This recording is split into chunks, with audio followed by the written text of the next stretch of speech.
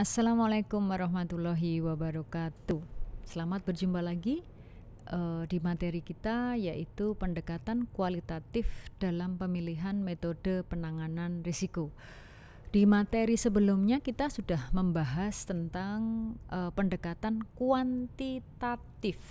Jadi intinya bahwa ketika perusahaan asuransi, perusahaan non asuransi, perusahaan apapun pasti akan berhadapan dengan yang namanya risiko.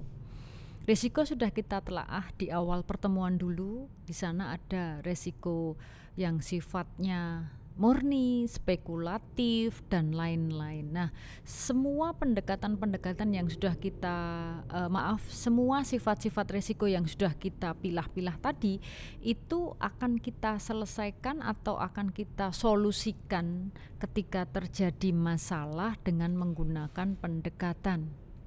Kemarin kita sudah membahas bagaimana menyelesaikan atau mensolusikan ketika ada masalah yang berkaitan dengan hal-hal yang sifatnya angka. Nah, kita selesaikan dengan pendekatan kuantitatif sehingga segala sesuatunya serba diangkakan.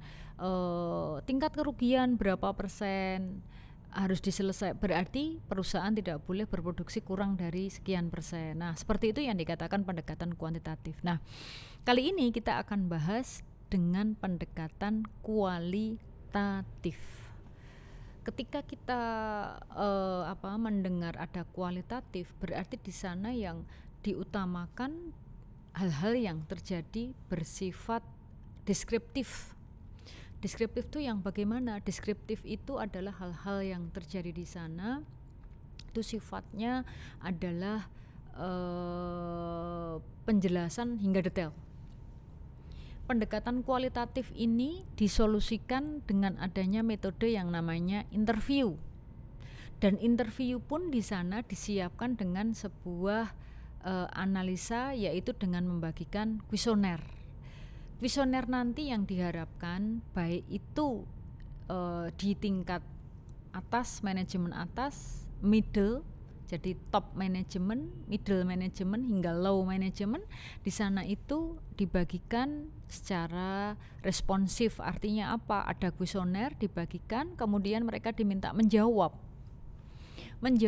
hal-hal yang berkaitan dengan yang dikerjakan oleh masing-masing bagian.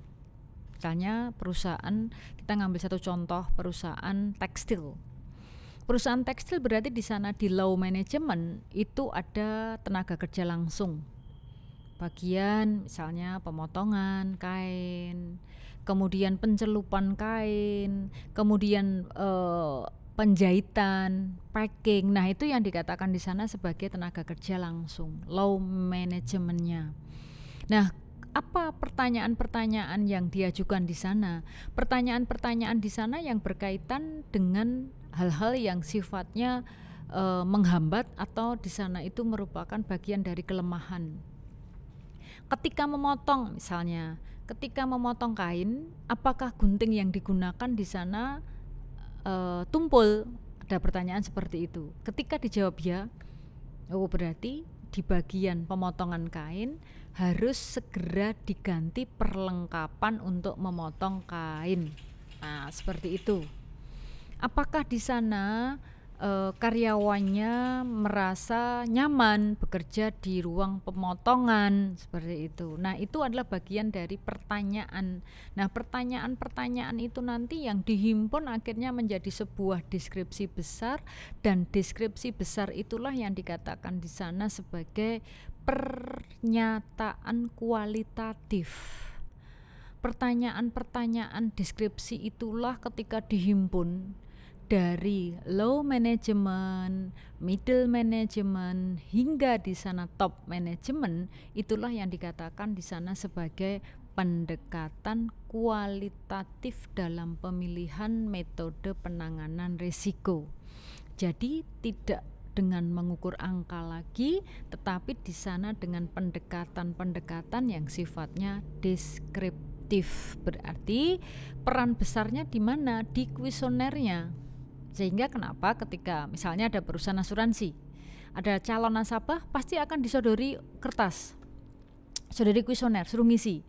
umur berapa, tempat tanggal lahir, alamat, penyakit yang diderita atau yang pernah diderita, pernah rawat inap di mana, dokternya siapa, itu adalah sebenarnya uraian daripada pendekatan kualitatif, contoh realnya seperti itu. Atau ketika ada konsumen belanja ke sebuah supermarket, kadang di sana ada SPG yang mendekat ke kita.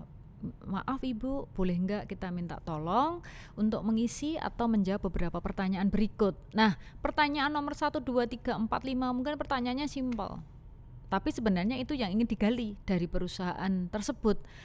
Ada kekurangan apa di perusahaan tersebut? Kenapa kok penjualan menurun? Oh, ternyata kesimpulannya setelah dibagi kuesioner di semua supermarket yang ada di Indonesia, produk susu X dari bayi ini adalah karena harganya tidak terjangkau oleh masyarakat. Nah, seperti itu.